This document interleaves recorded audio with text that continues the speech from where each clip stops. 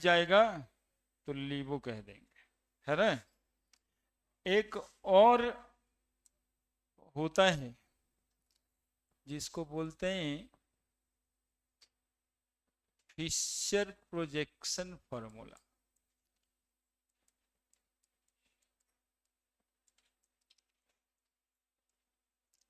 Beige and dash जैसे है ना, वैसे ही फिशर प्रोजेक्शन फॉर्मूला। इसमें भी करीब करीब काम वही करना है। CH3 CH OH CH2 CH3। देखना, फिशर प्रोजेक्शन फॉर्मूला में क्या करना होता है कि हम लोग एक वर्टिकल लाइन लेते हैं और एक हॉरिजेंटल लाइन लेते हैं। ये कार्बन कायरल है, कायरल कार्बन बोल लो, एसिमेट्रिक कार्बन बोल लो, या स्टेरियो सेंटर बोल लो। पिछले दिन बताए हैं लिख के, है ना। यही कायरल कार्बन कहलाता है, यही स्टेरियो सेंटर कहलाता है ना। कायरल कार्बन, स्टेरियो सेंटर, और क्या कहते हैं इसको, एसिमेट्रिक कार्बन। कायरल भी कहते हैं, एसिमेट्रिक कार्बन भी कहते हैं,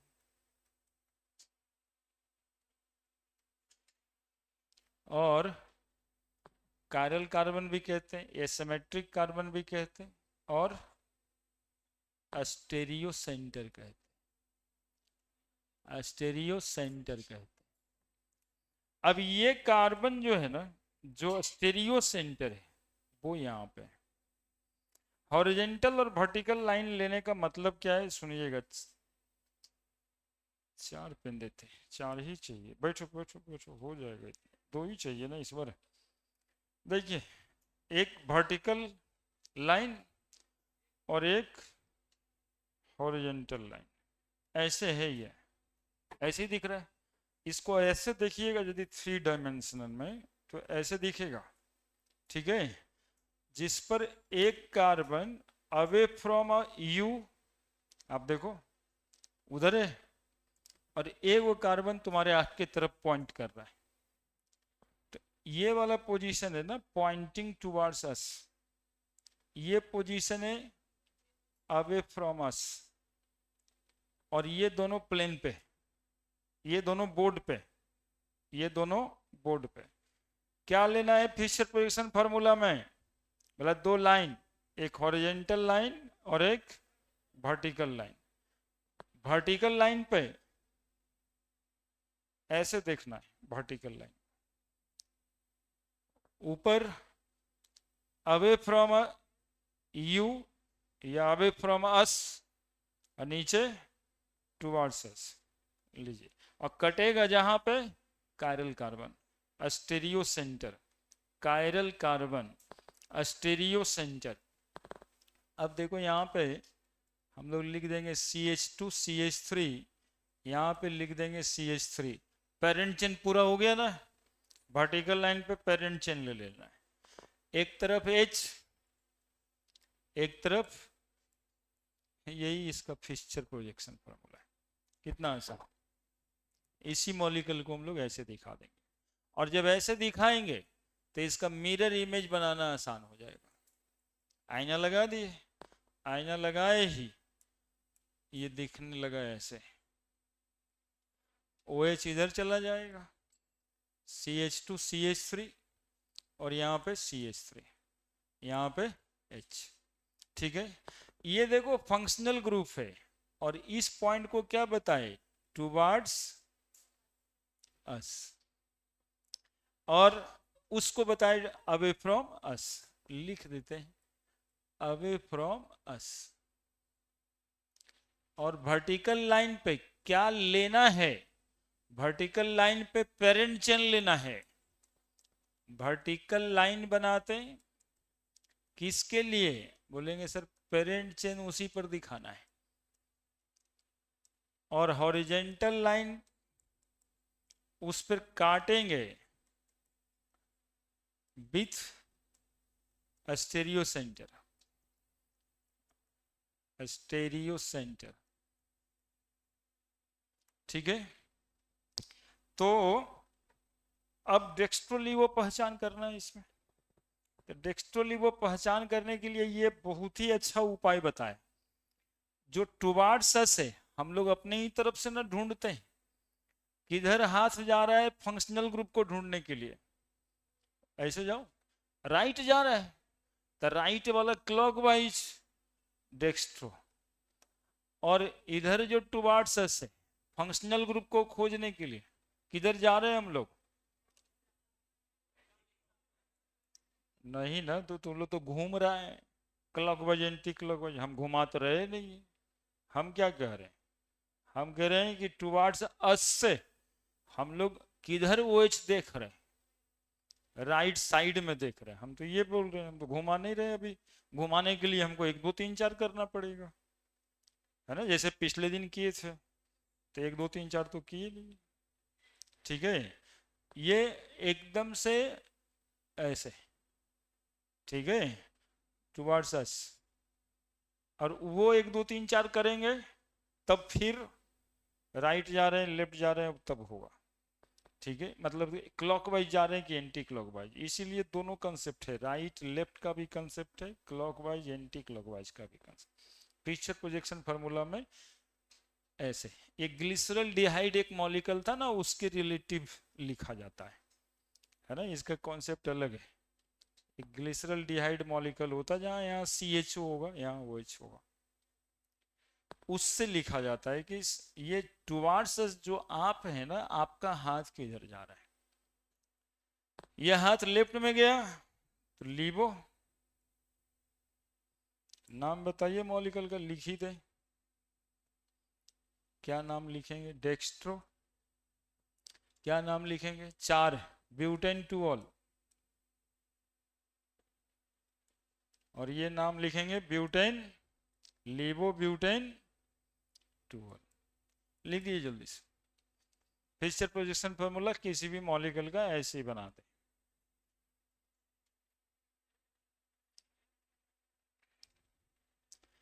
हेलो लिकेन चैप्टर होने को है, आप लोग जागे अभी तक? नो सर, अभी तो बेशरम जैसा बोलता है। नहीं हो जाग रहा बच्चा, क्या कहता है? हाँ सर, यस सर, अब पढ़ रहे हैं सर। ये वो कह रहा है झूठ नहीं बोलता है, सब सुनाई पड़ता है। अरे उससे उत्साह आता है, उत्साहित तो होना ही चाहिए ना किसी भी बच्चे को।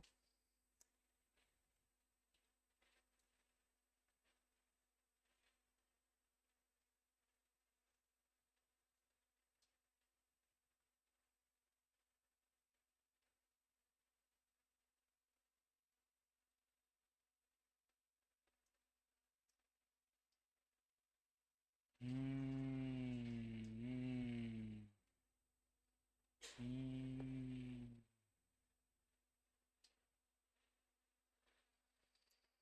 चलिए इसका भी काम हम कर ही दिए। अब बता दें आपको कि इसको रिएक्शन में कैसे देखेंगे।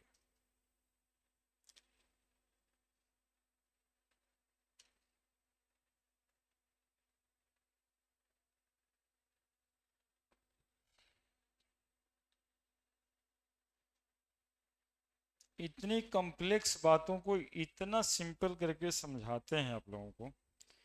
थोड़ा सा इज्जत रखते हुए यदि समझने का कोशिश करिए ना तो समझ आ जाए, लेकिन कोई वैल्यू ही न देते। सच्चाई ये वह का मतलब है, जब पड़ेगा अपने पे तो देख लेंगे, लाइक दैट। अब पड़ेगा कब? ऐसे समय में पड़ता है जब देखने लायक बचते ही नहीं हो। इतना जल्दी वो परीक्षा उरीक्षा लेने लगता है, बीच में टाइम भी नहीं मिलता है। बिहार बोर्ड में तो और नहीं मिलता है, 6 दिन में 6 परीक्षा, बस बात खत्म। 30 दिन में रिजल्ट, पछताने का भी टाइम नहीं कि 2 महीना तक थोड़ा बाबूजी को समझाए कि हम लिखे बढ़िया हैं, नंबर कम दे सकता है वो। फिर एक दिन बताए कि जो है केमिस्ट्री में जो है ना 2 क्वेश्चन लग रहा है गड़बड़ हो जाएगा, फिर भी 80 में 60 तो आ ही जाएगा। पहला दिन आए थे तो 75 बताए थे, एक आध महीना में 60, एक आध महीना और, जैसे सीबीएसई बोर्ड में मार्च अप्रैल मई, मई 27-28 को रिजल्ट आता है, 2 महीना। इतना दिन में बच्चा नॉर्मलाइज कर देता है घर के कंडीशन को। जिस दिन रिजल्ट आता है वो दिन देखल जाएगा बाद में, मतलब माइंडली प्रिपेयर्ड हो जाता है।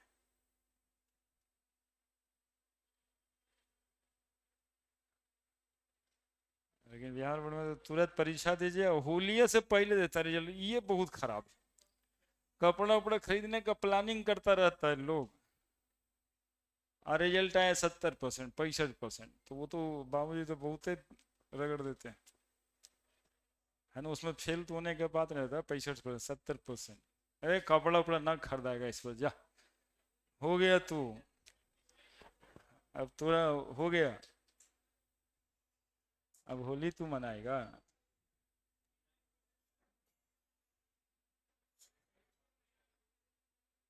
अरे 90% लाइए दिया तो अब क्या है, फिर उस टाइम में देख लेगा।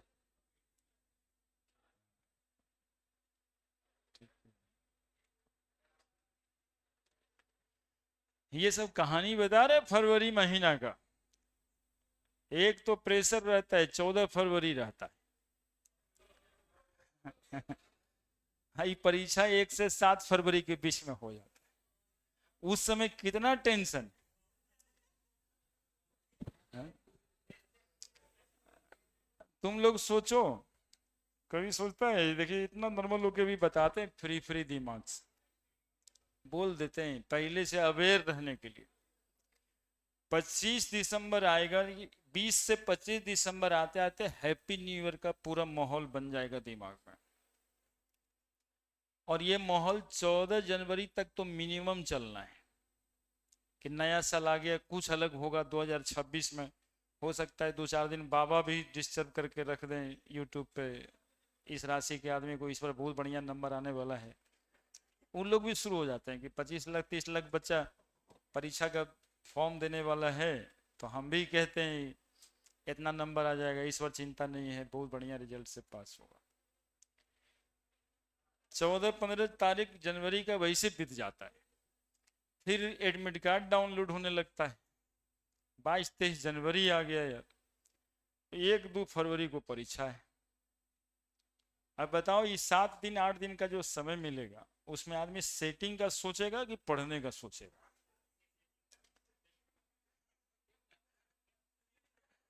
सेटिंग का सोचेगा। अब एक परीक्षा वाला भी सेटिंग चल रहा होता है, 14 फरवरी वाला भी, तो अब तो कंफ्यूजन में परीक्षा जाता है। 1 तारीख को केमिस्ट्री, यदि फिजिक्स होगा तो 2 तारीख को केमिस्ट्री, 4 तारीख को मैथ, उसके बाद हिंदी इंग्लिश, बात खत्म। इतना जल्दी वो समय बीतेगा ना कि पता नहीं चलेगा। नाउ रिटेंशन इन कॉन्फ़िगरेशन, हम बता रहे हैं पहले से, अभी अवेयर हो जाना है। उस प्रेशर को यदि रिलीज करवा देना है तो अभी ये समय है, अभी लग जाना है। लेकिन अभी अब दशहरा है, दीपावली है, छठ है। Retention in configuration, retention in configuration,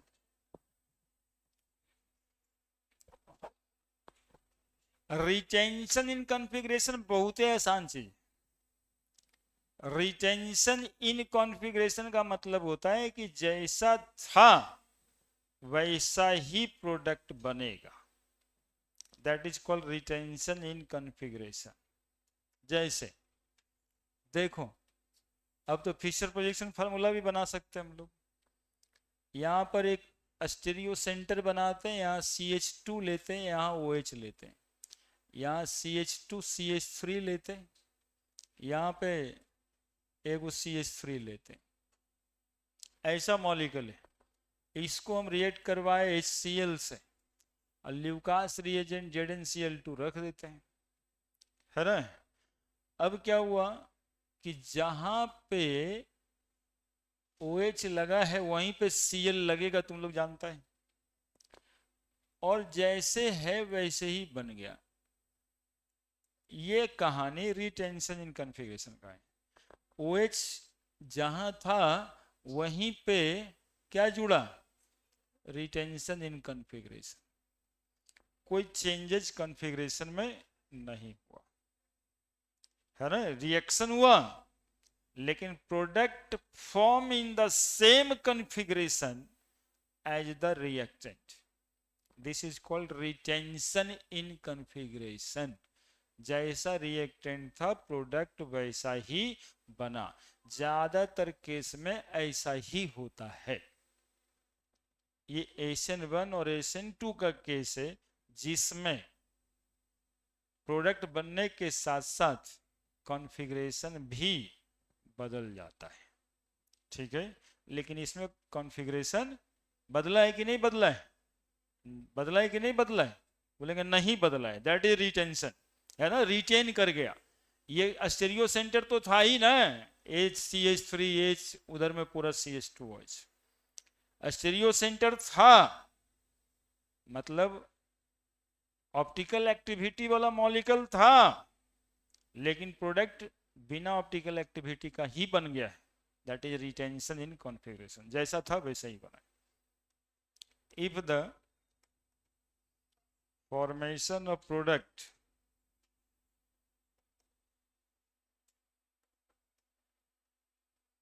occurs in the same configuration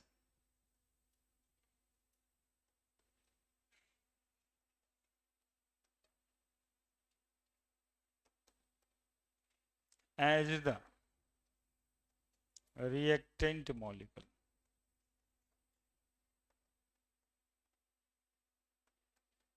it is known as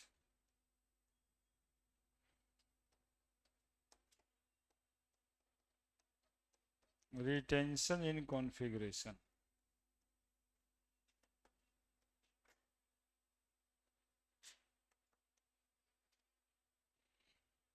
लिख दीजिए।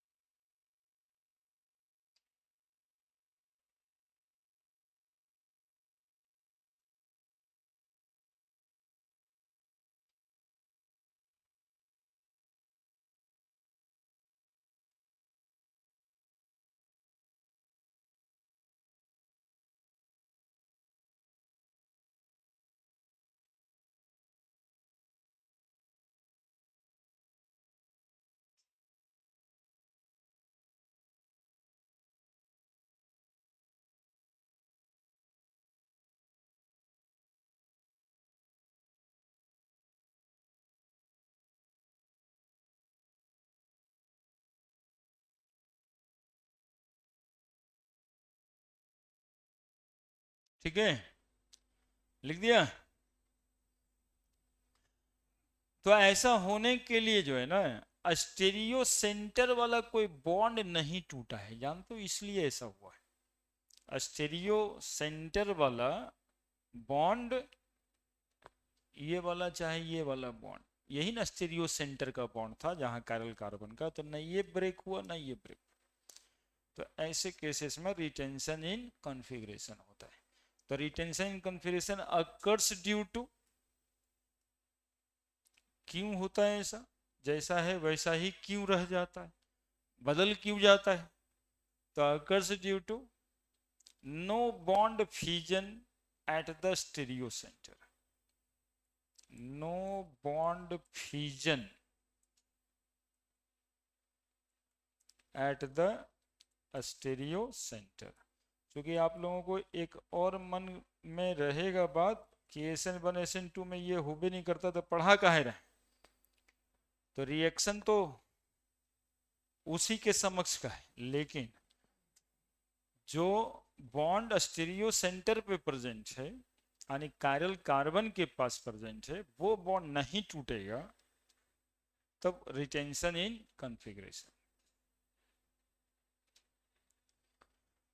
और अगला जो बताएंगे वो इन्वर्सन बताएंगे। इन्वर्सन में आप देखिएगा वही बॉन्ड टूटेगा, जो स्टीरियो सेंटर वाला कार्बन होगा वो टूटेगा, तो लैटरल इन्वर्सन हो जाएगा।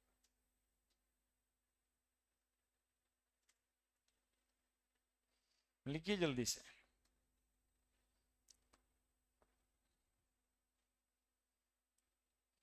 Inversion in configuration, inversion in configuration.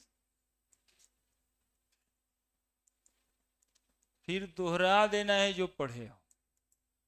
आप एक बार पढ़े थे ऐसे, CH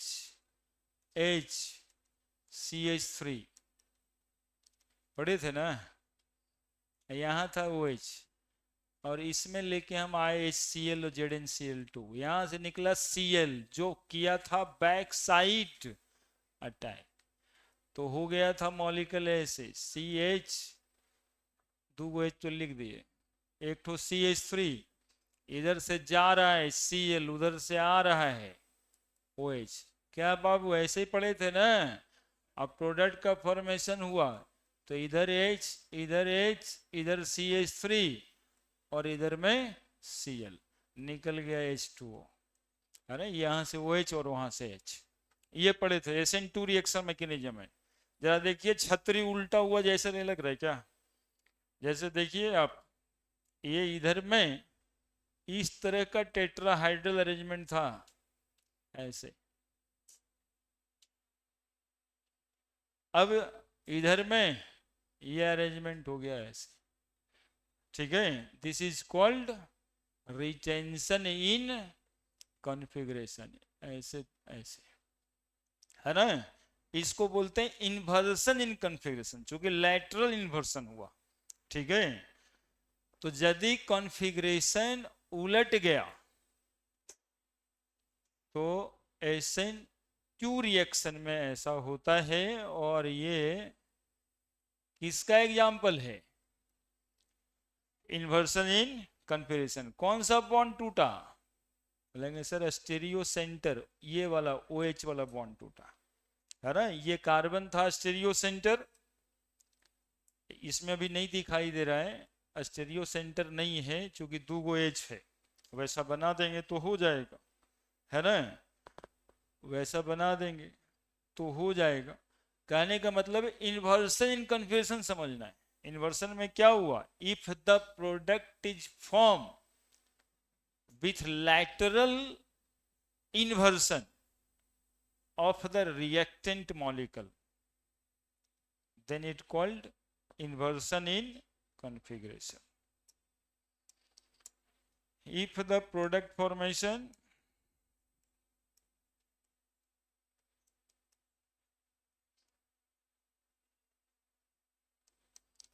occurs with lateral inversion, lateral inversion,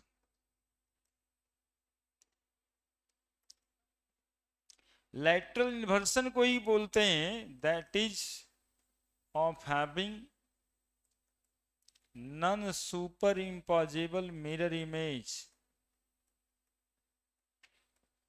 non superimposable mirror image, it known as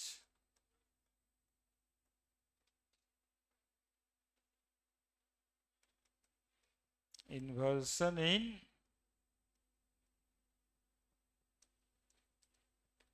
configuration, inversion in configuration.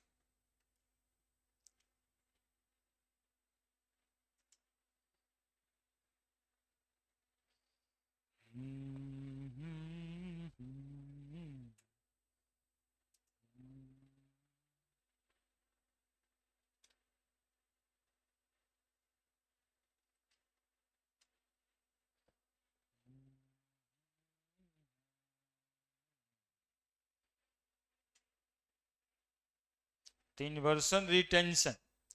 अब racemisation, racemisation is the word.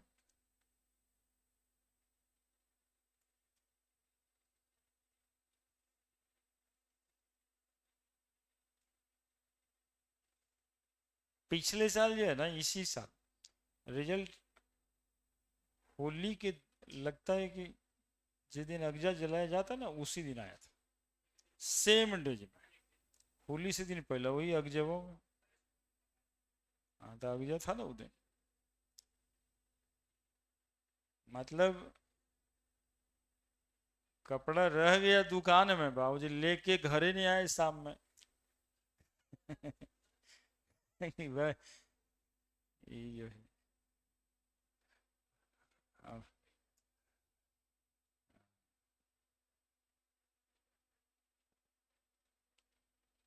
हाँ, तुम लोग तो पहले से इंतजाम करवा देना, मतलब 1-2 साल के। कि 1-2 साल अब नहीं भी दें तो जूता उता रहे। नहीं नहीं, हम चिंता नहीं कर, हम तो अवेयर करते रहे गधा। हम चिंता क्यों करें? हम चाहते हैं कि तुमको नंबर न आए। हमको अभी एक तो वर्क देखिए, होमवर्क दिया गया है कि आप टेस्ट नहीं ले रहे हैं। हाँ, तो ये टेस्ट नहीं ले रहे हैं, ऐसा होमवर्क है मेरे पास। तो समझिए कि हम आज आपको डीपीपी दिए हैं, ये बना लीजिए, कभी भी हो सकता है।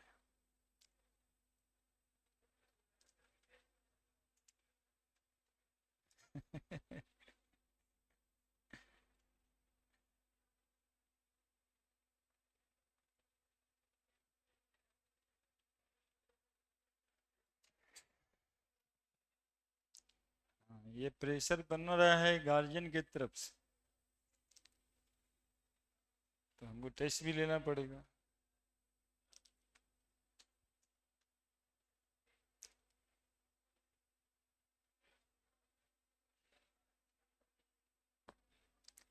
अगला फाइनल है रेसिमाइजेशन। रेसिमाइजेशन,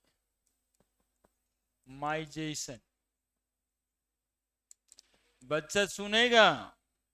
इस बार हम एक मॉलिक्यूल लेने वाले हैं इस तरह का, ऐसा एकदम ऐसा। अब मेहनत करना पड़ेगा, करेंगे थोड़ा ऐसा। यहाँ पे देखा होगा तुम लोग, ओ OH लिख देते हैं, यहाँ पे CH3 लिख देते हैं, ये CH2CH3 लिख देते हैं, यहाँ पर H लिख देते हैं। 3 डिग्री है ये अल्कोहल, 2 डिग्री है। नहीं, मॉलिक्यूल ले लिए। अरे यहाँ कार्बन है बच्चा, EH और एक तरफ CH2CH3 लिखा हुआ है, एक तरफ CH3 लिखा हुआ है, इसी का फोटो बना है। बल्कियर ग्रुप तो हो ही गया ना, बैक साइड अटैक तो देगा नहीं, तो SN1 में भेज देते हैं। तो SN1 में भेज देते हैं। न्यूक्लियोफाइल का प्रेजेंस देखो, तुम लोग को सिखाए हैं कि यहाँ पर क्या करता है कि चाय पीने वाले लोग घर पे आके सिर्फ बैठा करते हैं, करना कुछ नहीं, देखते रहते हैं क्या चल रहा है। तो चल ये रहा है कि वहां से OH हटने वाला है, और ये CH3 H और CH2 CH3, यहाँ पे कौन सा चार्ज? Plus charge. देखा होगा स्टेप 1 स्टेप 2, याद करो, प्लस चार्ज। अब यहीं पर Cl जो है अटैक करेगा, तो ये मॉलिक्यूल को प्लेनर मॉलिक्यूल कहा जाता है, ट्रायंगुलर है, और ट्रायंगल प्लेन में ही बनता है, ये 3D नहीं बनता। लेकिन ये टेट्राहाइड्रल है, इसका 3D रिप्रेजेंटेशन होता है। समझ रहे हैं बात? अब ये Cl माइनस मॉलिक्यूल इधर से भी अटैक करेगा और इधर से भी आके अटैक करेगा। तो जो प्रोडक्ट का फॉर्मेशन होना है वो प्रोडक्ट का फॉर्मेशन OH यहां पे, अब ऐसे देख लो, ऐसे ऐसे ऐसे बनाते, ठीक है। बेज एंड डस पे नहीं आया क्योंकि 1 2 3 4 गिन दिए, पूरा गड़बड़ होगा। एक Cl वहां जाएगा, फिर Cl का एटॉमिक मास ज्यादा है तो उसको कहां ले जाएंगे? क्लीन नहीं दिखा पाए। क्या दिखाना था हमको?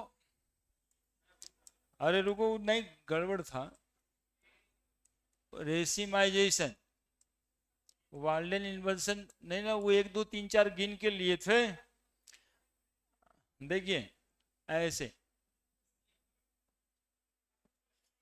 OH यहां पे बनाते हैं, CH3 यहां पे बनाते हैं, बदमाशी नहीं, CH3 यहां बना देते हैं, H यहां ले लेते हैं, ले लिए एक मॉलिक्यूल। Cl माइनस का प्रेजेंस होगा, ये हो जाएगा ट्रायंगल शेप का।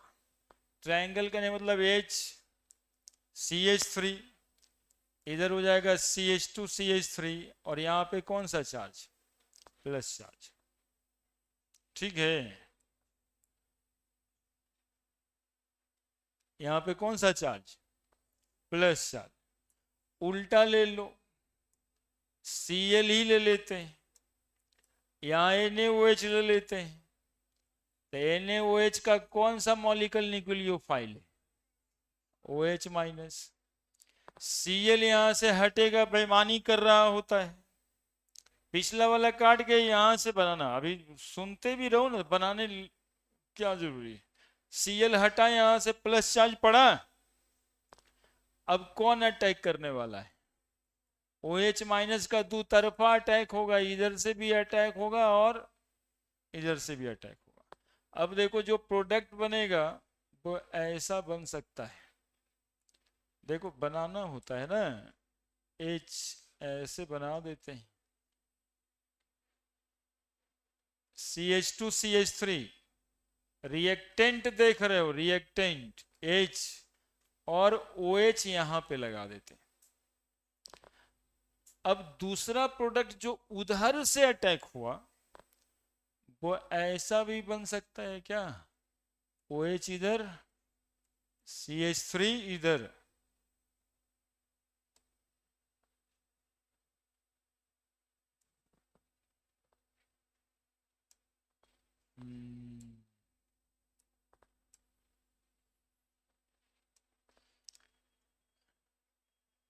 OH CH2 CH3 और CH3, बोलो जैसा रिएक्टेंट था, Cl यहां था, इसको ही देखना है सिर्फ। अभी Cl यहां था, OH यहां पे लगा,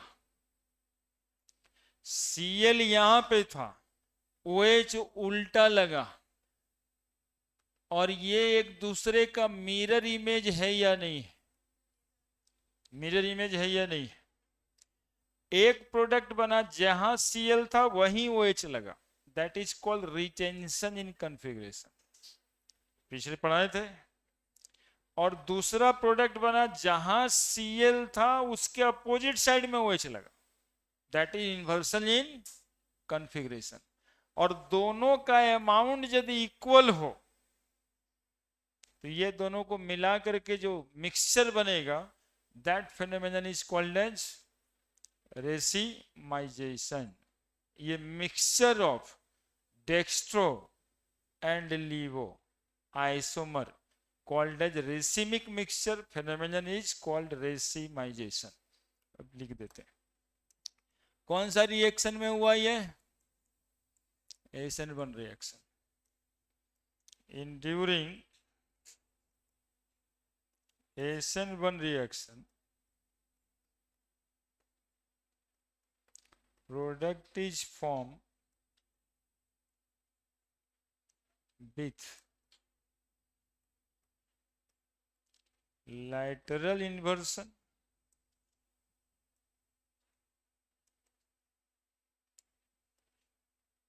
as well as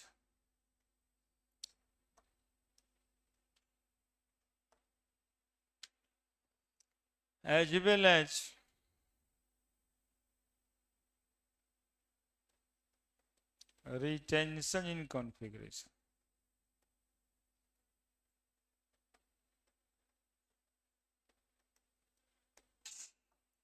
इस प्रोडक्ट को बोलेंगे retention in configuration,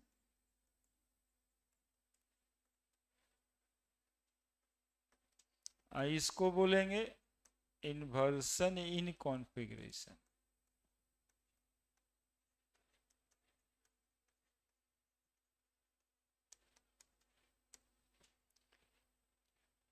In during SN1 reaction, product is formed with lateral inversion as well as retention in configuration, and both are equal in proportion,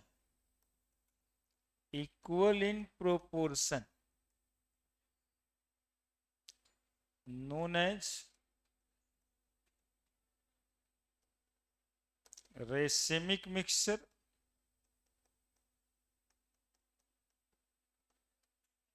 and this phenomenon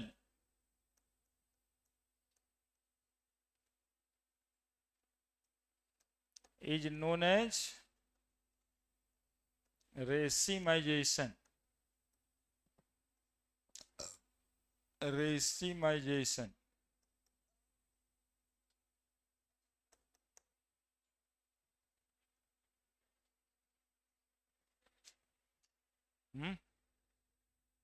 तो क्या करना? अरे तो वो नहीं लिखना था इसलिए हटा दिए।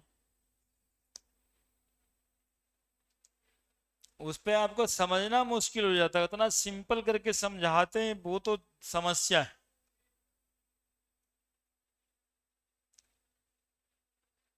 तो पूरा पेज भी बर्बाद हो रहा है, वो काम का कब है? सब बर्बाद ना हो रहा है। 10 तक 10 लाख रुपया बाबूजी का खर्च, एग्रामा बरामा में 2 लाख।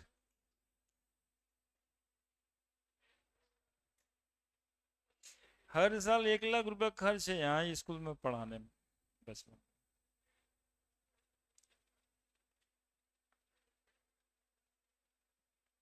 बिहार बोर्ड में ये बहुत आराम का मामला है, प्रेशर भी कम। लेकिन सीबीएसई बोर्ड में ये प्रेशर बना रहता है हमेशा। 10 साल का 12 साल होता है, कमो बेसी थोड़ा फीस में एडजस्टमेंट होता है तो 7-8 से 10 तो पहुंच ही जाना है। और जितना स्कूल का फीस उतना टेम्पू का भाड़ा भी रहता है,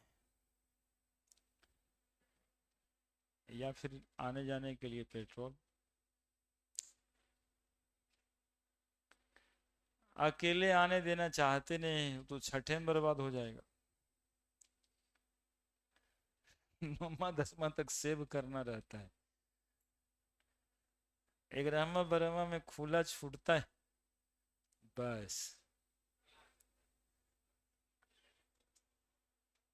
उधर पूरे 10, इधर 2-3 बर्बाद। 12 लाख रुपए 12 तक।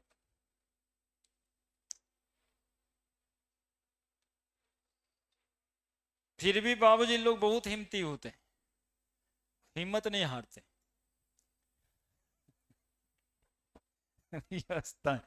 हाँ वो हिम्मत नहीं हारते, फिर अगली बार की तैयारी। अरे नहीं तो कोई ना कोई प्राइवेट इंजीनियरिंग कॉलेज में और 5-10 लाख लगेगा, तब सोचते हैं अच्छा 2-4 कट्ठा बिकिए जाए, कोई दिक्कत नहीं। लेकिन बेटवा को तो पहुंचा ही देते हैं, खाली हमको बोलेगा नहीं ना कि कोई कमी किए, है ना? 2-4 गाय भैंस नहीं है सही, कोई दिक्कत नहीं। दो चार कट्ठा खेत नहीं सही, कुछ न कुछ बोल के अपने दिल को सांत्वना दे के इंजीनियरिंग कॉलेज में भेज देते। और हम अब पूछते हैं, जब उसको बरहमा तक ये वाला सिलेबस नहीं समझ में आया तो इंजीनियरिंग का फर्स्ट ईयर कैसे समझ रहा होगा? जबकि वहां के प्रोफेसर साहब भी बताने को तैयार नहीं होंगे। ऑप्टिकल आई समझ में, does it know how you came here.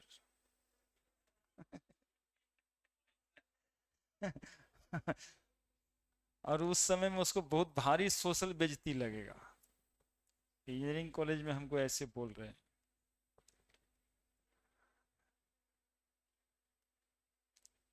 बस शाम होने का इंतजार, कि किसी तरह से शाम हो जाए, फिर दोस्त सब मिल जाए। और रोज मिलेगा क्योंकि सब इसने दिल के टूटा हुआ है कि हाउ यू केम हेयर, क्योंकि कॉलेज में वैसा है, सब ऐसा के गया है।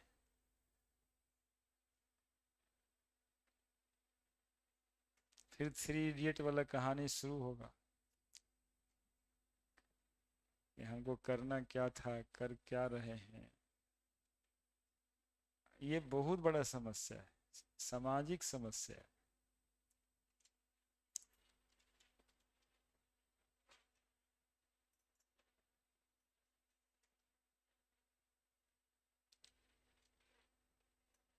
हाल उसके बाद क्या होगा हमको भी पता है।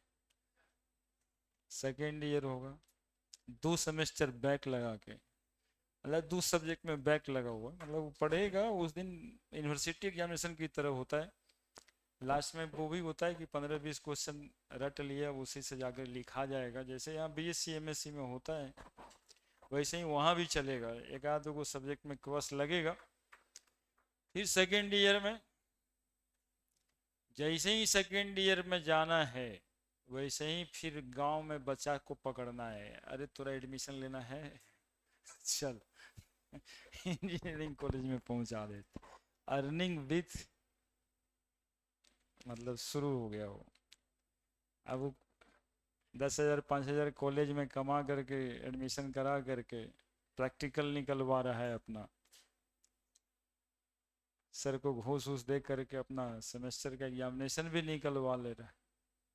ऐसे ही 4 साल बीत जाता है। उसके बाद वो कॉलेजवा का दोष देता है कि कैंपस सिलेक्शन नहीं हुआ। आज ज्यादातर इंजीनियर बेरोजगार है क्योंकि ज्यादातर लोग ऐसे। अब ये ब्रेक लेना था। 12th में जब 12th का सिलेबस नहीं समझ में आया तो इंजीनियरिंग कॉलेज में कैसे उतना कॉम्प्लेक्स समझ में आएगा।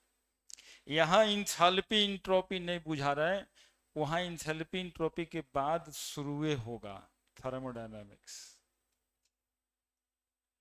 यहाँ मैकेनिक्स नहीं समझ में आ रहा है, वहाँ मशीन ड्राइंग होता है, इंजन का ड्राइंग होता है यार। सेकेंड ईयर में पूरा इंजन उंजन बना देता है, यहाँ एगो बेज एंड डस्ट फॉर्मूला नहीं बनता है। ये सब समस्या। अब आइए आप रेसिमिक मिक्सचर, जैसे ऐसे ही बिहार बोर्ड का सवाल है कि व्हाट इज रेसिमिक मिक्सचर, वो 1 नंबर 2 नंबर में लिखल रहता है। क्या बोलेंगे इसको? रेसिमिक मिक्सचर किसको कहते हैं?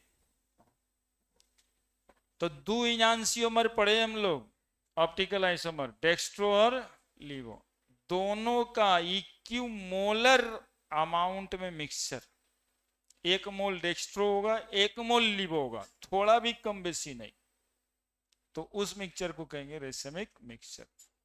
क्या रेसिमिक मिक्सचर ऑप्टिकली एक्टिव होता है? तो नहीं होता है, ऑप्टिकल एक्टिविटी इसकी लॉस हो जाती है। देखो हम बताते हैं कैसे। देखा था ना, पोलरीमीटर डिवाइस होता है एक ठो, ये प्लेन पोलराइज लाइट तो ऐसे रोटेट करता रहता है, तो उसी में एक तो उसको डेक्स्ट्रो में रोटेट करा देगा, मान लो 30 डिग्री राइट, ऐसे 30 डिग्री, तो दूसरे का जो लीवो मिलाएंगे उसमें, वो जब यहां पे रहेगा तो 30 डिग्री लेफ्ट में लेके जाएगा। बोलो पोलरीमीटर का काटा तो जहां था वहीं पे मिक्सचर का, बोलो होगा या नहीं होगा? क्या कह रहे हैं हम, समझ रहे हो? हम कह रहे हैं पोलरीमीटर में प्लेन पोलराइज लाइट का ये वाइब्रेशन है। इसी को राइट में डिफ्लेक्ट करना, लेफ्ट में डिफ्लेक्ट करना ऑप्टिकल आइसोमर का पहचान है। तो मान लो कि डेक्स्ट्रो आइसोमर 30 डिग्री राइट में डिफ्लेक्ट किया हुआ है नीडल को, और उसमें लीवो भी मिला दिए, तो वो कहां डिफ्लेक्ट करेगा? 30 डिग्री लेफ्ट में। तो जो कांटा राइट में 30 डिग्री घुमा है वो लेफ्ट में 30 डिग्री चला जाएगा, तो फिर तो जहां आए थे वहीं चले गए, डिस्प्लेसमेंट तो जीरो है, निडल का डिस्प्लेसमेंट जीरो है। तो racemic mixture loss it's optical activity, optical active नहीं होता है, ठीक है। और इसके ऑप्टिकल इनएक्टिविटी को एक्सटर्नल कंपनसेशन कहते हैं। अब एक नया शब्द और जुड़ गया, देखिएगा, equimolar mixture, equimolar mixture of dextro and levo isomer, जो कि ऑप्टिकली एक्टिव होता है, known as equimolar mixture of dextro and levo isomer known as racemic mixture. Racemic mixture is optically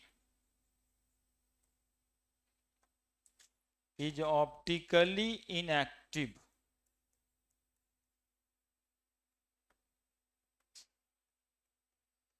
Is optically inactive.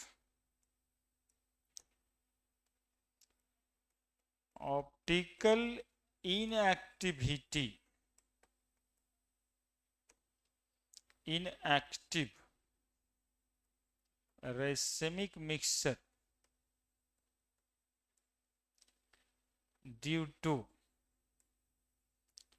external compensation,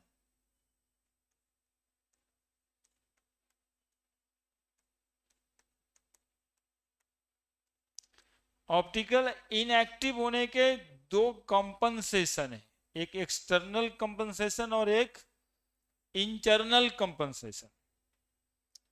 तो ये जो है ना एक दूसरे में चूंकि मिला दिए हैं, तो बाहरी फैक्टर के कारण यानी एक्सटर्नल कंपनसेशन के कारण रेसमिक मिक्सचर ऑप्टिकल इनएक्टिव होता है।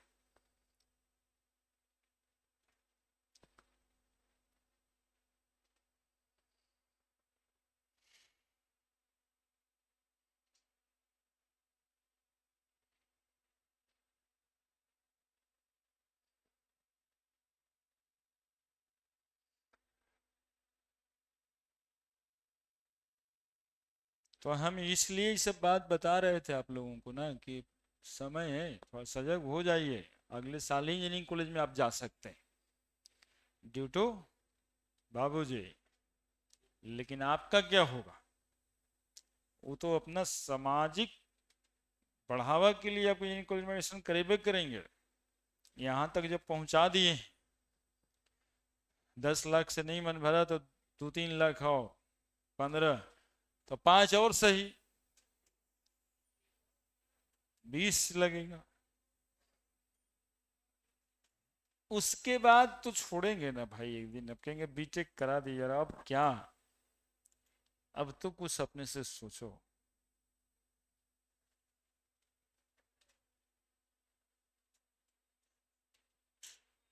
तब समझ में भी आने लगेगा बात बहुत सारा, पहले से समझ।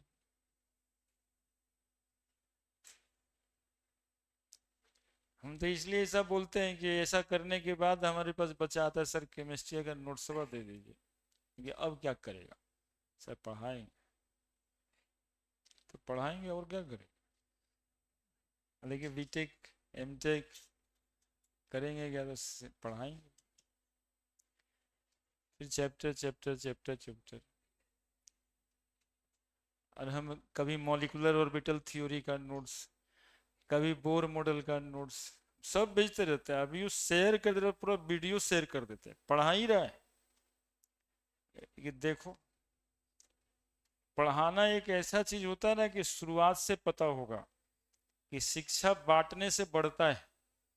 आज देखो हमारा हालत यदि है कि हम बिना कॉपी किताब के 10 साल से यदि हम पढ़ा देते हैं तो ये बांटने से पढ़ा है, कि घाटा थोड़े, बाकी तो धंधा है, तो सिस्टम सिस्टम चलेगा कैसे, वो तो उसी के लिए है।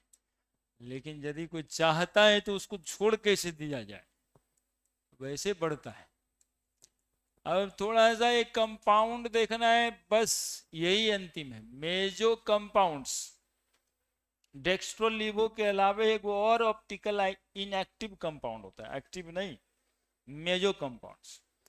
जरा देखना इस मॉलिक्यूल को, COH, CHOH, CHOH, COH। अब तुम्हारे एनसीईआरटी में मॉलिक्यूल लिखा नहीं है ये, थोड़ा सा ज्यादा बता देते हैं कि काम आ जाएगा इधर उधर। ये कंपाउंड का हम फिशर प्रोजेक्शन फार्मूला बना लें या बेज एंड डैश फार्मूला बना लें, तो फिशर प्रोजेक्शन फार्मूला यदि बनाते हैं, देखिएगा बहुत भारी टाइप का भी लग सकता है, तो उसकी गारंटी मेरे पास नहीं। जो है तो है, COH, COH पेरेंट चिन्ह बन गया, 2 कायरल कार्बन है, तो 2 वर्टिकल लाइन हॉरिजेंटल लाइन से इसको काटना पड़ेगा। जितना स्टीरियो सेंटर उतना बार कटेगा ये, वर्टिकल लाइन को हॉरिजेंटल लाइन से काटना है, जितना बार स्टीरियो सेंटर मिलेगा। काट दिए, कार्बन होगा यहाँ पर, ये कार्बन होगा। एक तरफ क्या लिखेंगे, H, एक तरफ OH, एक तरफ OH, एक तरफ H। इसका मिरर इमेज बनाते, मिरर इमेज बना रहे, मिरर इमेज बना रहे, COH, COH, बोलो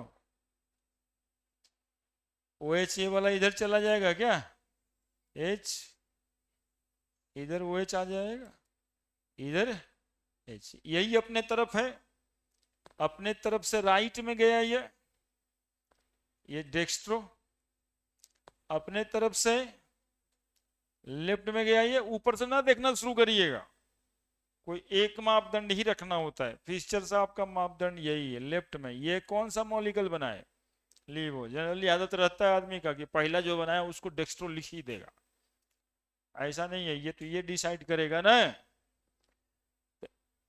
लीवो टार्टरिक एसिड, ये टार्टरिक एसिड बनाए थे हम, कॉमन नाम है टार्टरिक एसिड।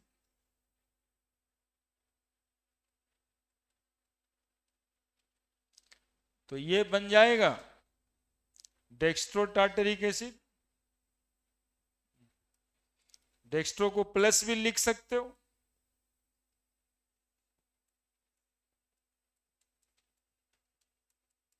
है ना, या प्लस लिख सकते हो या माइनस इसको लिख सकते हो, इसको प्लस लिख सकते हो। सुनेगा फिर थोड़ा कंसंट्रेशन में। पिछले दिन भी फोटो बनाए थे लेकिन फिशर प्रोजेक्शन फार्मूला नहीं था, इसलिए थोड़ा सा ही बात बताया था। ये COH, एक तरफ H लिख देंगे, एक तरफ OH लिख देंगे, एक तरफ H एक तरफ OH।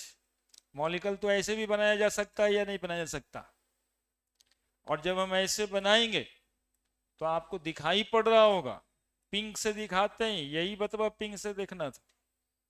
आप देखिए इस प्लेन से कट जाएगा या नहीं कट जाएगा बताइए। ऐसे करके तलवार लाके दोनों हाफ काट दिए, बोलिए COH HOH, COH HOH दोनों बराबर भाग में कटा कि नहीं कटा। ये कटता बराबर भाग में, क्या OH को H फेस कर रहा है, OH को H फेस कर रहा है, बराबर कैसे हुआ। यहाँ तो काटना है तो नाक को नाके फेस करना है, तब ना बराबर कटा। सिमेट्री कहते हैं उसको। ये एसिमेट्रिक मॉलिक्यूल, लेकिन ये मॉलिक्यूल केवल ऐसे से ऐसे लिख देने से कितना बड़ा अंतर पड़ जा रहा है। And this molecule is called as meso tartaric acid. और चूंकि ये मॉलिक्यूल में मॉलिक्यूलर सिमेट्री हो गया, इस वजह से ऑप्टिकल आइसोमेरिज्म का फेनोमेनन शो नहीं करेगा। है ना, पिछले दिन पढ़े थे हम लोग कि ऑप्टिकल आइसोमेरिज्म का फेनोमेनन वही मॉलिक्यूल शो करता है जिसमें कायरल कार्बन होता है, जो सिमेट्रिकल नहीं होता है, एसिमेट्रिक होता है। जैसे यह एसिमेट्रिक था, है ये कॉन्फ़िगरेशन पढ़ना क्यों पढ़ा, तो इसी के लिए पढ़ा। नहीं तो ऐसे पढ़ ही रहे थे मॉलिक्यूल फोटो बना के, उसको उस तरह से देखते तो नहीं दिखता, इस तरह से देखेंगे दिख गया। समझ में बात आ रही? तो इसका ऑप्टिकल आइसोमेरिज्म नहीं बनेगा। अब इसके पीछे का देखो मैकेनिज्म क्या होता है, थोड़ा सा बता रहे हैं। 180 डिग्री का एक्चुअली में रोटेशन लेता है ये वाला कार्बन इस वाले कार्बन से। अब ऐसे ऐसे सोचते हैं, ऐसे घुमाते हैं तो ये भी साथ साथ घूम जाता है, बराबर बराबर घूमेगा। लेकिन ये ऐसे कर करके ऐसे 180 डिग्री पे घुमाएंगे तो उल्टा घूम जाएगा। आप देख लो ऐसे ही बना हुआ है। इसको रोक दिए और उस कार्बन को घुमा दिए। क्योंकि सिंगल बॉन्ड घूमता है, फ्री रोटेट करता है, तो वो वाला बॉन्ड जब ये वाला घूमेगा तो घूम के 180 डिग्री पे आएगा, तो ऐसा आएगा कि नहीं आएगा? मोशन हमेशा रिलेटिव होता है, तो इसको रोकना है, इस कार्बन को घुमाना है। तो 180 डिग्री का रोटेशन दिखाई पड़ता है और कुछ नहीं हो रहा है यहां पर। लेकिन यहां पर दोनों बराबर है, तो 180 डिग्री रोटेशन में दोनों सामने सामने फेस करता है। रिलेटिव मोशन में दोनों एक साथ ही मूव कर रहा है, तो दोनों रेस्ट में, दैट इज नो मोशन। तो meso tartaric acid optical inactive होता है। क्या होता है? Optical inactive. और इस ऑप्टिकल इनएक्टिविटी का कारण है इंटरनल कंपनसेशन। जो अभी बात बता रहे हैं सब, ये इंटरनल कंपनसेशन कहा जाता है ना। अंदरूनी मामला मॉलिक्यूल का सिमेट्री हो गया उसमें, इसलिए वो ऑप्टिकली इनएक्टिव है। पिछले बार रेसिमिक मिक्सचर ऑप्टिकली इनएक्टिव था ड्यू टू आपने बाहर से एक चीज में दूसरा चीज मिला दिया था, एक्सटर्नल कंपनसेशन कहते हैं। और इसको कहते हैं internal compensation. Optical inactive due to, हर पिंग से लिख दिए देखो, इंटरनल कंपनसेशन। तुम लोग का कितना बात हम याद रखते हैं, अब मेरा बात कितना तुम लोग याद रखते हो?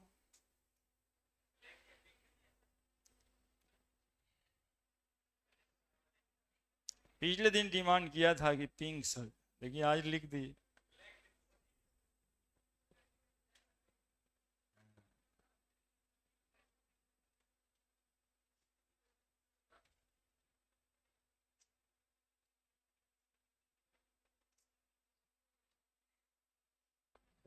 Optical inactive due to internal compensation.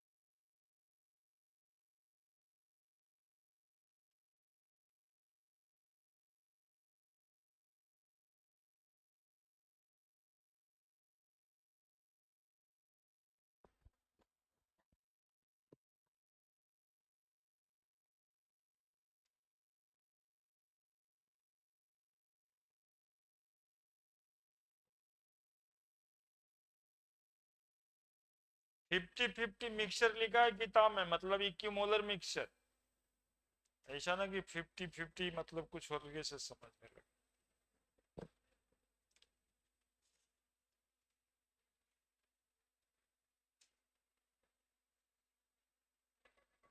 हम्म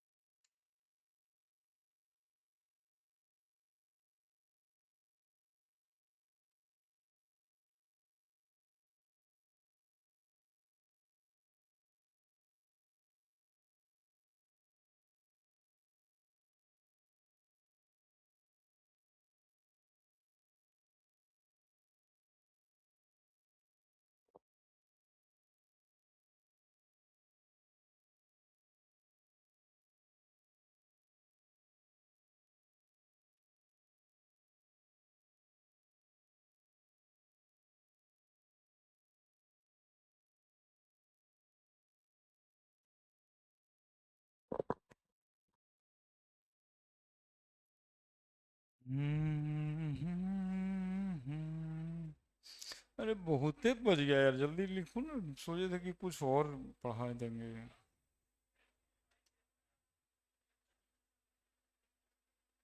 हम्म ये तो बहुत बड़ा सवाल है। छुट्टी कब मिलेगा, कब चाहिए छुट्टी? अब इतना बात बोले तभी वो आज ही चाहिए छुट्टी। इतना बात हम बोल दी, अभी तक जो हुआ, आगे 5 साल जो होगा, फिर भी अभी ये चाहिए छुट्टी। अरे ये दशहरा हर साल आता है, बताइए, ये दशहरा हर साल आता है। बरहमा इंजीनियरिंग कॉलेज फिर आएगा क्या? इस बार बढ़िया नंबर ले आओ, 90-95%, है ना? जेई का रिजल्ट रिजल्ट आ जाए, है ना? तब इतना समझ लो कि यदि बाबूजी ने कोई एडमिशन भी करवा दिए तो फर्स्ट ईयर में सर को वहाँ समझ में आएगा, वहाँ वैल्यू बढ़ा के रहें अपना। नहीं तो दोस्तों सब कहेगा ये हमरे नहीं लो ले, तो वैल्यू करता है कोई? थोड़ा सा ज़्यादा जानेगा बस, हो जाएगा ना, उसके साथ रहेंगे तो सेमेस्टर पार लगवा देगा, हो गया, इतना ही सही काम। फिर कॉलेज में छाती चौड़ा करके घूमते लो, नहीं? कितना अच्छा लगे कि नहीं, इसको तो सब पता है। इंटरनल कंपनसेशन, एक्सटर्नल कंपनसेशन समझाएं। Meso tartaric acid optical inactive होता है ड्यू टू इंटरनल कंपनसेशन।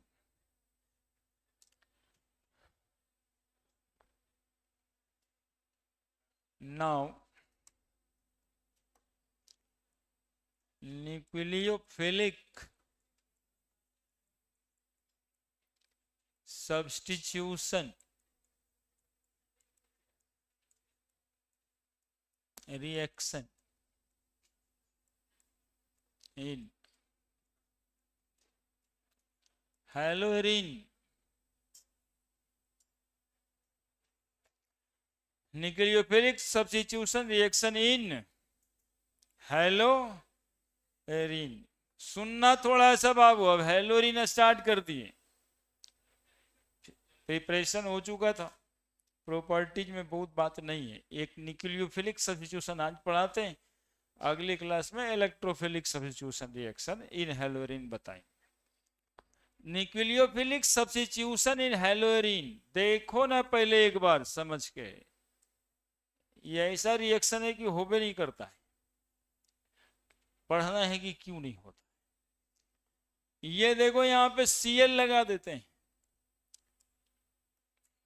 ये है बेंजीन रिंग और ये है बॉन्ड, ठीक है? अरे ठीक है, बोलो ना, हाँ सर ठीक है। क्लोरो एरीन है, इसमें क्या दिक्कत है? हेलोरिन का एक एग्जाम्पल लिए। न्यूक्लियोफिलिक अटैक करते थे तो यहाँ न्यूक्लियोफाइल यदि हम लिखें तो इसका बैक साइड अटैक होता या ये बॉन्ड टूटता था, यही ना SN1 SN2 में हो रहा था। तो ये न्यूक्लियोफाइल क्या इस कार्बन को तोड़ पा रहा है, इस बॉन्ड को? ये देखना होगा। तो देखो प्रॉब्लम क्या है यहाँ पे, बहुत कंसंट्रेशन में देखना, बहुत कंसंट्रेशन में, पूरा कंसंट्रेशन में इस बॉन्ड को न्यूक्लियोफाइल नहीं तोड़ पाएगा। इस कार्बन से ये क्लोरीन क्या इलेक्ट्रॉन ले पाएगा? बहुत बेईमान था, बहुत बेईमान था। तो क्या इस कार्बन से क्लोरीन बेईमानी कर पाएगा? यदि कर पाएगा तब ना Cl- बन के यहां से टूट के निकलेगा, यही बात ना। बेंजीन रिंग है वो, इसका पाई इलेक्ट्रॉन नाचता रहता है और रेजोनेंस होता है इसमें, और रेजोनेंस से ये नाचने के चक्कर में इसी का इलेक्ट्रॉन ही नचा देगा। देखिए, उसी बेईमान का इलेक्ट्रॉन नचा देगा। चाह तो रहा होगा कि इलेक्ट्रॉन ही हम रद्द दे दे, चूंकि बेईमान तो है ही है, लेकिन बेईमानी पार लगने वाला यहां पे नहीं है। बेईमानी कर रहा है इंडक्टिव इफेक्ट, इलेक्ट्रॉन आ रहा है resonance effect, electron sigma bond से ऊपर अट्रैक्ट हो रहा है, ये इंडक्टिव इफेक्ट है। और ये दो इलेक्ट्रॉन इधर आ रहा है इसके साथ डांस करने के लिए, ये रेजोनेंस इफेक्ट है। कौन मजबूत है? इस बार शेर को सवा शेर मिला है। क्लोरीन बेईमानी नहीं कर पाएगा और वो अपना ही इलेक्ट्रॉन बेंजीन रिंग में इन्वॉल्व कर देगा, जिसके वजह से ये होगा कि ये double bond, partial double bond, नाम नया सुन रहे हो अभी, लेकिन सुन रहे हो। देखो ये सीएल अपने चारों खाने चित प्लस चार्ज पे चला, मतलब हम सबका सब दिन बेईमानी करते थे, इस बार तो मेरा ही गया। हाँ, तो इस बार तो गया, दो इलेक्ट्रॉन के साथ माइनस चार्ज। यही वजह से कोई न्यूक्लियोफाइल अटैक नहीं कर पाएगा, हेलोएरिन न्यूक्लियोफिलिक सब्स्टिट्यूशन रिएक्शन नहीं देता है। क्यों नहीं देता है, यही सवाल होता है। और सवाल का जवाब मेरे पास इतना सा है ना, कि इलेक्ट्रॉन तो लेना चाहता है इंडक्टिव इफेक्ट से, लेकिन इलेक्ट्रॉन बेईमानी नहीं कर पाएगा, चूंकि रेजोनेंस इफेक्ट लग रहा है, प्लस आर इफेक्ट बोलते हैं इसको। मतलब क्लोरीने का इलेक्ट्रॉन डांस करने इंजीनियरिंग में पहुंच गया। तो ये हो गया पार्शियल डबल बॉन्ड कैरेक्टर का। तो सिंगल बॉन्ड तो टूट नहीं रहा था, पार्शियल डबल बॉन्ड कैसे टूटेगा? तो ये कार्बन से इलेक्ट्रॉन क्लोरीन नहीं ले पाएगा और यहां पे न्यूक्लियोफिलिक अटैक नहीं होगा। क्लियर है? समझ में आया कि haloarene does not undergo in nucleophilic substitution reaction. पहला नंबर का कारण due to resonance effect, due to resonance effect. कोई बहकाई भी कि सीएल है, वो हेलोजन है, बेईमान होता है, इलेक्ट्रॉन तो ले ही लेगा। बोले नहीं साहब, यहाँ नहीं चलने वाला है, यहाँ 3 गो पाई इलेक्ट्रॉन जोड़ा लगा के बैठा हुआ है, ये डांस करवा देगा दूसरे का इलेक्ट्रॉन को, है ना। अब ये इधर आएगा, फिर ये इधर जाएगा, फिर इधर जाएगा, फिर घूमते, ऐसे घूमते रहेगा। बनाइए फोटो।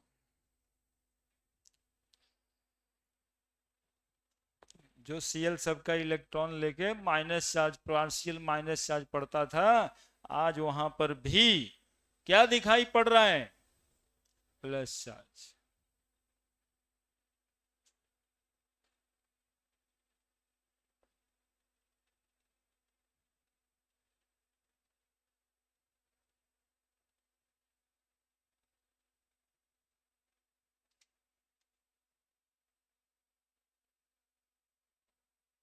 बाकी पूरा बनाने की जरूरत नहीं ना है। अब करेंगे क्या, जब सीखना ही नहीं है तो बना बना के हम क्या करें? बना हुआ है तुम्हारे कॉपी पे 2-3 बार।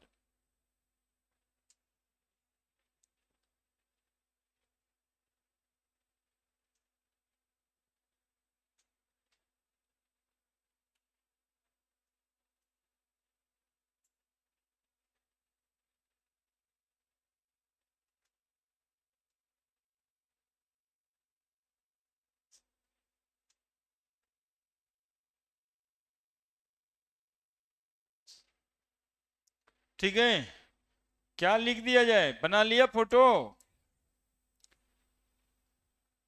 हेलोरिन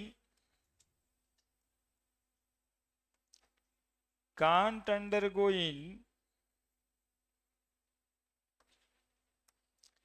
Asian reaction due to पहला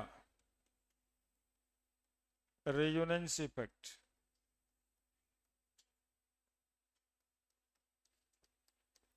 प्लस आर इफेक्ट। यही लिखना है और डिस्कस उसकस करने 1-2 नंबर का आ जाए ना, तो रेजोनेंस वाला फोटो ऊपर वाला बना देना है, और ज्यादा कुछ ना। दूसरा, और भी कोई कारण हो सकता है क्या? तो है। देखो दूसरा कारण बता रहे हैं, दूसरा कारण ये है, दूसरा कारण ये है, क्या है? देखो कैसे बतियाते हो तुम लोग आपस में, इतना प्यार मोहब्बत से, हम बतियाने लगते हैं तो बहुत नफरत करते हो, जो कि हम ही अच्छा अच्छा बात बतियाते हैं। ये हेलोल्केन वाला था, ये हेलोरीन वाला है। यहां पे कार्बन का हाइब्रिडाइजेशन sp2 है, यहां पे कार्बन का हाइब्रिडाइजेशन यहीं से ना निकलेगा Cl। तो sp2 hybridised carbon is more electronegative. sp3 hybridisation का कार्बन और sp2 हाइब्रिडाइजेशन के कार्बन में थोड़ा अंतर होता है। sp2 हाइब्रिडाइजेशन वाला कार्बन बेईमान होता है इससे ज्यादा। अरे बेईमानी तो थोड़ा थोड़ा सब में रहता है, लेकिन अब वो Cl तो बेईमानी ही है पूरा का पूरा। अब कार्बन में कौन बेईमान? तो सबसे ज्यादा बेईमान sp हाइब्रिडाइजेशन है, जहां ट्रिपल बॉन्ड है ना। तो इसके कंपैरिजन में ये इलेक्ट्रोनेगेटिव है, तो बेईमान से कोई बेईमानी करता है? टफ है ना। तो दूसरे कारण वो भी लिखते हैं, more electronegativity of sp2 carbon, more electronegativity of sp2 carbon. तीसरा बात, सुनते रहो थोड़ा सा, हो जाएगा 2-4 मिनट। तुम लोग लास्ट में टेंशन बहुत ले लेता है लिखने का। तीसरा बात, न्यूक्लियोफाइल अपने इलेक्ट्रॉन रीच होता है। अब पूरा का पूरा बेंजीन रिंग में ये इलेक्ट्रॉन घूमते रहता है, हमेशा मोशन में रहता है। EB electron reach, EB electron reach, तो बताओ माइनस और माइनस में क्या होगा? रिपल्सन। काइनेटिक्स में पढ़े थे कि दो मॉलिक्यूल जब कोलाइड करता है आपस में, तब प्रोडक्ट का फॉर्मेशन होता है। तो बताओ यहाँ पर नेगेटिव चार्ज है, ये भी नेगेटिव चार्ज, होगा कोलिजन, रिपल्सन ही हो जाएगा। तो तीसरा कारण में इसको भी जोड़ देते कि न्यूक्लियोफाइल भी इलेक्ट्रॉन रिच है और बेंजीन रिंग भी इलेक्ट्रॉन रिच है, तो they will repel each other. Electron rich benzene ring repel electron rich nucleophile. सब जैसे जैसे कहते हैं ना, वैसे वैसे सुन लो बात को ना एकदम साफ मन से, तो आई थिंक कि कहानी टाइप का तो बात करते हैं हम, तो बात विचार करने लगते हैं केमिस्ट्री में। सब बात को तो जोड़ जाड़ देते हैं इधर उधर से, ठीक है। तो इसको बोलते हैं रिपल्सन हो जाएगा दोनों में, तो रिपल्सन लिख ही दिए। बोले सर एक कारण और दे सकते हैं, फिनाइल यदि बॉन्ड तोड़ देते हीट वीट करके, तो पॉजिटिव चार्ज पड़ता है यहाँ पे, तो जो कार्बन इलेक्ट्रॉन रीच है उस पर पॉजिटिव चार्ज देना तो खराब बात है। यदि देते हैं तो वो फोटो, वो स्ट्रक्चर अनस्टेबल होता है ना। तो चौथा बात लिख सकते हैं, instability of, instability of phenyl carbocation, phenyl carbocation. तो ये 4 कारण जब लिख दीजिएगा ना बिहार बोर्ड में, तो 2 नंबर आपको आराम से दे देगा।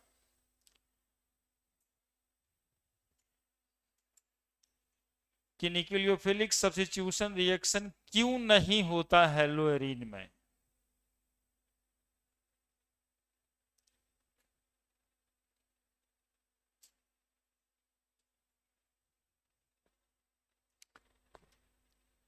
नहीं सर, टाइम देख करके हम बात करते हैं।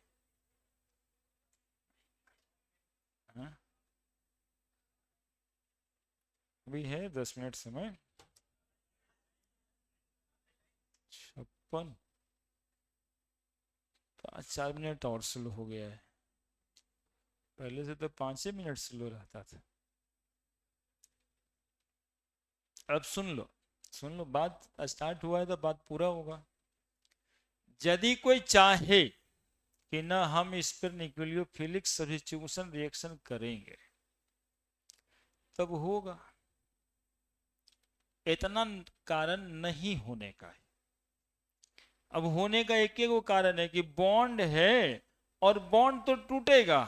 यदि इसको एनर्जी दे देंगे, हीट कर देंगे इतना, तो बॉन्ड टूटेगा। तो हाँ भैया टूटेगा।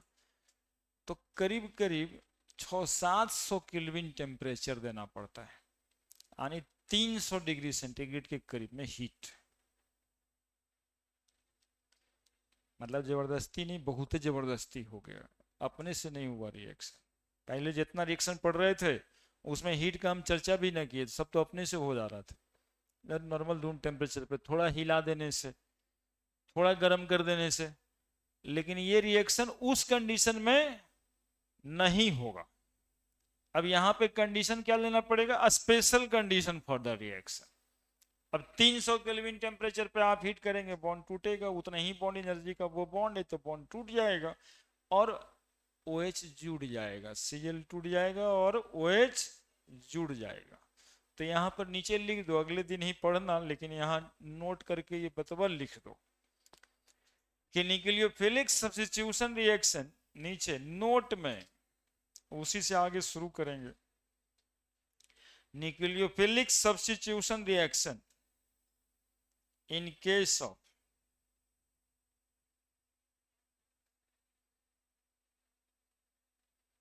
hallurin occurs, if occurs, comma दे करके, occurs नहीं लिखना, if occurs, दोनों बात में अंतर समझ आ रहा है ना, होगा, अगर होगा, if occurs, it require very high temperature and pressure, very high temperature and pressure। और अगले दिन याद दिलाइएगा कि यहां तक बताएं सर, तो इसके बाद बात कर लेंगे, ठीक है। High temperature and high pressure है ना, जनरली ये तो पूछे तो नॉट एकर्स, और होगा तो बोले दुनिया में क्या नहीं होता है, चाहिएगा तो होगा। अब उसमें कंडीशन देना पड़ेगा।